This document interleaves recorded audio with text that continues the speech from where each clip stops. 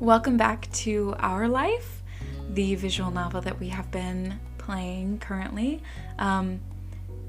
I recorded a big, super long, almost an hour-long episode of this, just finishing up both of these and the little and then summer ended, and I was pretty happy with it, and then I realized it was all messed up. You couldn't hear anything properly.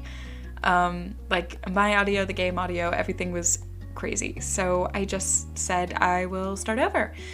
But I needed to take a break from it because it was just a lot. Reading is hard and spending that long on something and then it just being unusable really just took it out of me. So we're back. But I am going to split these up into smaller chunks just to make it more feasible for me because these are super long.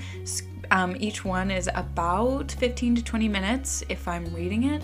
So we're just going to do one by one. Hopefully that's okay. We're going to do Sandcastle, and the next episode we'll do Fireflies and then Summer Ended as well.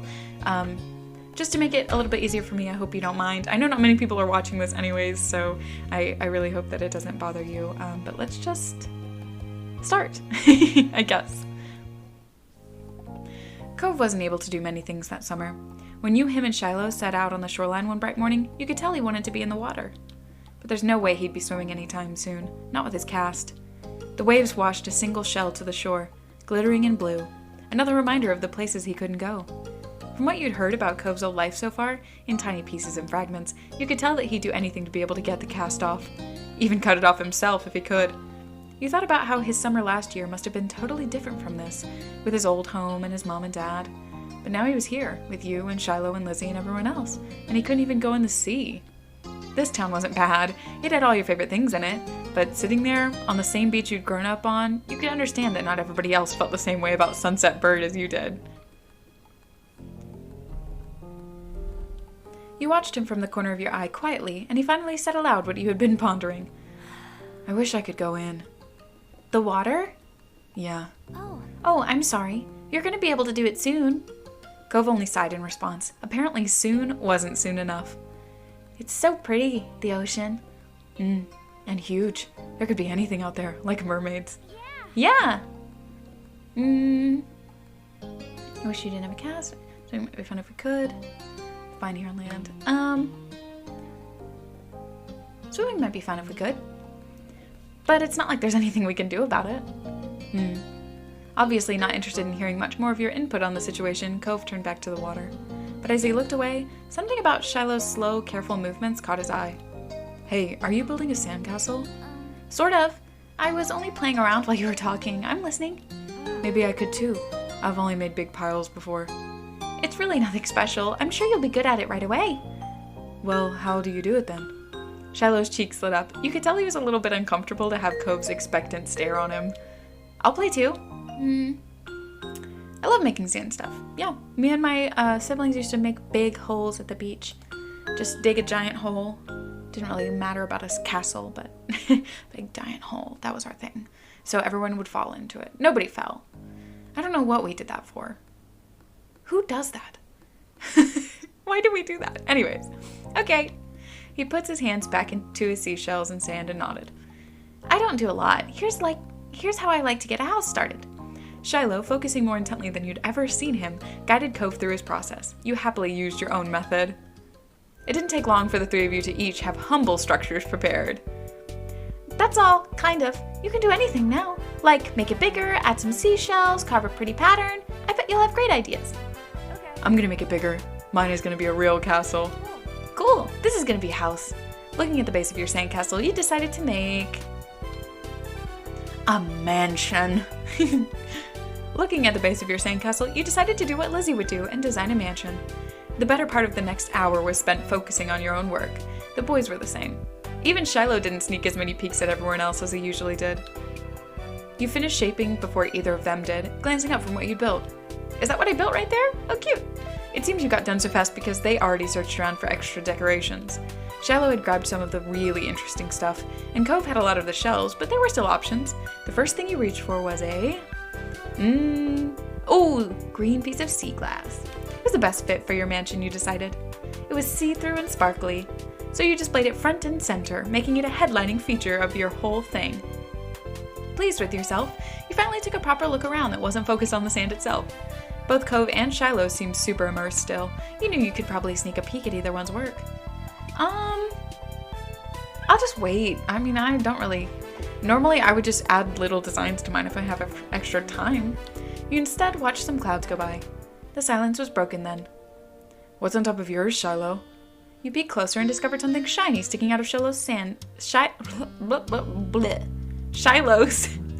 chimney. Oh, it's just a gum wrapper. It looks like smoke. It's good. That's smart. You should be an architect. Yeah, I didn't think of that. You should be an architect. You'd be good at it, Shiloh. If I could say your name, Shiloh? Shiloh smiled without a word. And that was that for the current topic. Jamie, can I see what you did? Sure.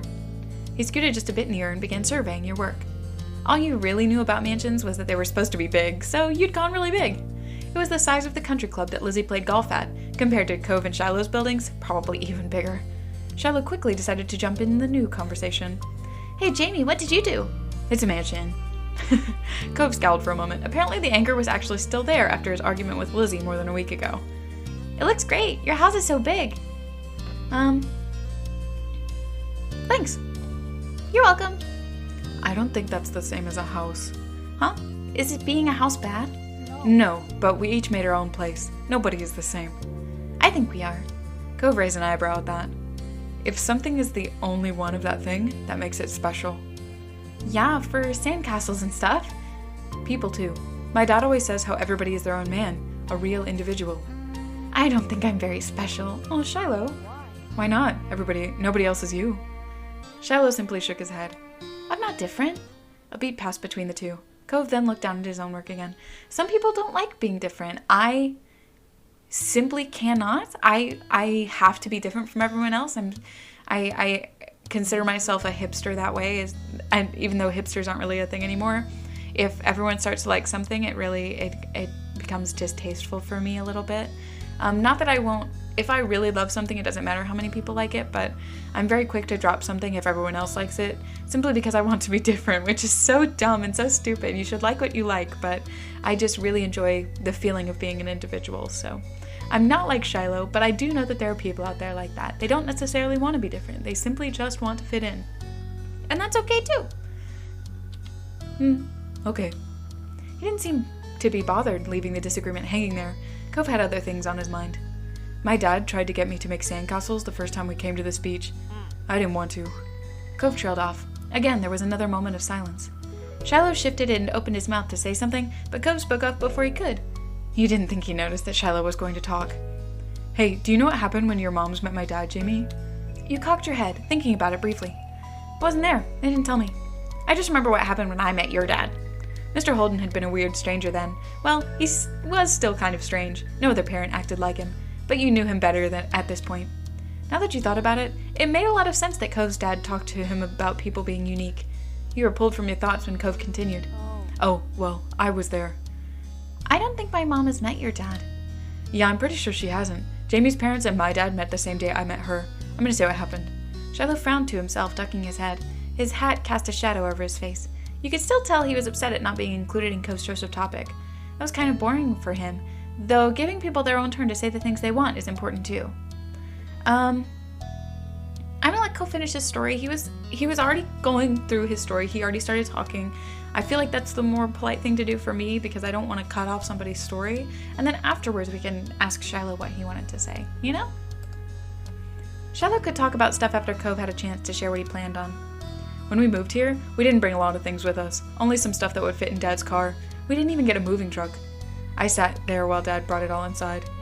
I didn't want to get out because I knew Dad would make me look around the new house. I really didn't want to do that. His lips twisted into a frown as he recalled that. Then I saw your moms. They were in a car too and stopped at your house. I guess they were coming back from somewhere or something. My dad noticed. He waved his hand, then went over to the front of your house where he started talking to them.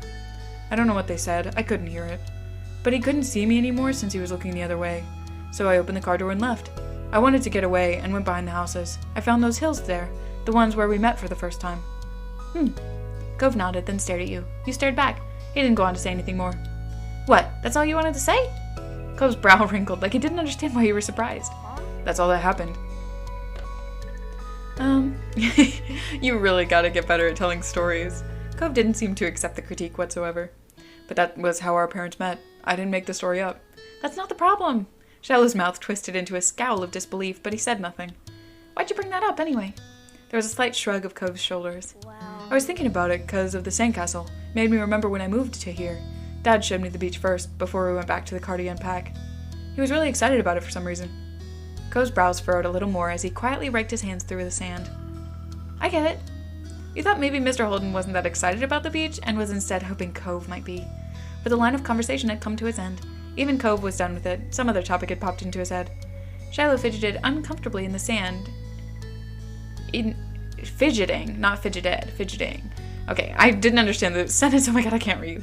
In the sand had made Cove aware of his presence again. They looked at each other, and you could only wonder what this might be about. Hey, Shiloh. Yeah? Why are you always turning so red, even when nothing is happening? Clearly startled, he jerked back. Neither you or Shiloh had expected that to be how he got included in the conversation again. I don't know, I guess. Okay, it's kind of weird. You can't say that!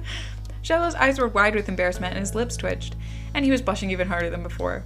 Maybe it wasn't only this, perhaps it was simply the last straw, but it was a big deal to Shiloh. A huge deal.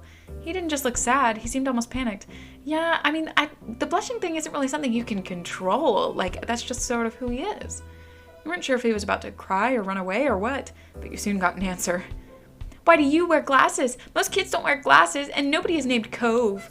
Who asked you to come? It was probably just your dad bugging Jamie's family some more because you don't have anyone else who will play with you. Cove blinked.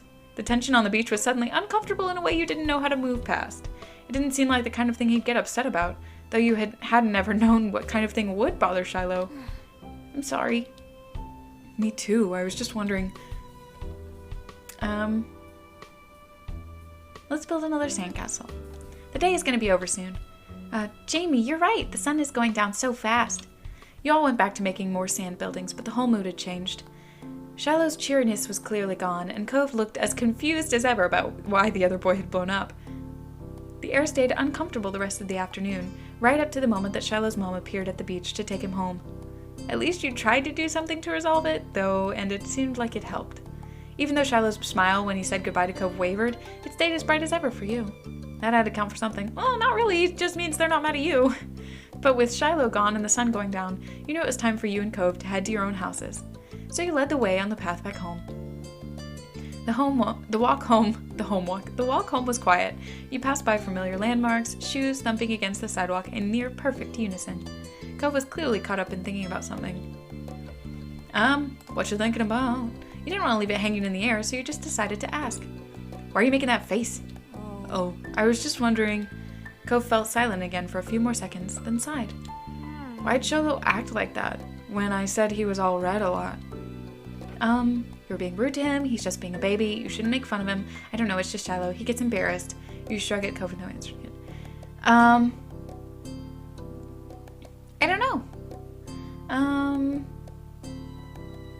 I don't know, it's just, I feel like that's not true. It's not, I mean, he wasn't trying to make fun of him, he's not being a baby, you weren't being rude. Maybe he gets embarrassed. I'm gonna say that.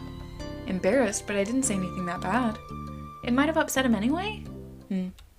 I guess I can get it, why he would do that. Sometimes I get really mad too. Despite seemingly coming to a conclusion, Cove's mood was still sour. Hey, Jamie, was Shiloh telling the truth? Huh? His gaze left yours as he dug the sole of his shoe into the ground. He looked oddly vulnerable for a second. Does my dad make you hang out with me? I know he talks to your moms about that a lot. An uncomfortable weight settled in your chest at the question. You liked spending time with Cove. You didn't even have to think hard about it. You knew you did. But you couldn't help feeling guilty. Cove still didn't know what happened when you met Mr. Holden.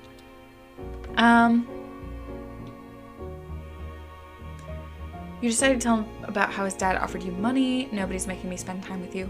Your dad does do stuff so you'll hang out with my family. But Shiloh shouldn't have said that. I feel bad. I don't feel like that's the answer we're looking for right now. You know, like, nobody is making us hang out with him currently. And the money thing was just to go find him. It wasn't to hang out with him. So I feel like we can tell him later on when it doesn't really matter that his dad offered us money, but I really don't want that conflict. So I think we're just, because really nobody is making us spend time with him anymore. Like, if we did not get along, we would not be hanging out right now, you know? Cove's shoulders relaxed. You hadn't even noticed that he had tensed up. Yeah, that's what I thought too. Oh, look at his little smile. See, we can't break that heart. We can't. Anyway, I didn't think you were pretending. I just wanted to make sure it was okay, is all. Thanks for telling me. Your throat tightened. It was hard to meet Cove's earnest gaze again. Keeping secrets was hard. It's no problem, Cove. By now, the two of you were on the sidewalk near your houses. It was time to part ways.